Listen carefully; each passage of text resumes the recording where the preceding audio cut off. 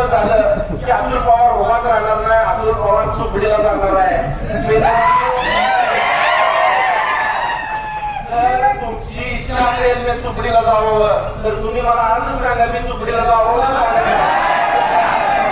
तर मित्रांनो गेले 2-3 दिवस झालं चर्चा तुमच्या कानावर येते ती खरी येते, तुमच्यापर्यंत काय खोटं पोहोचत नाही. कारण मी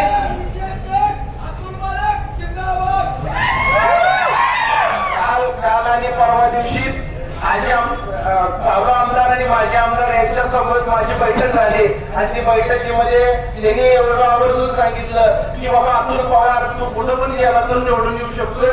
जवळ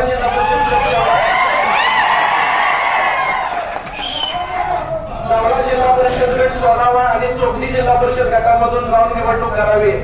चोपडी जिल्हा परिषद गट हा जे आता राजकीय वाटाघाटी चालू आहेत, जे त्यामध्ये भारतीय जनता पार्टीचे जिल्हाध्यक्ष म्हणून उमेदवार डिक्लेअर आहेत. मित्रांनो तुम्ही जर म्हणला तरी मी त्याची माझी तयारी आहे की मला चुपडीचं सुद्धा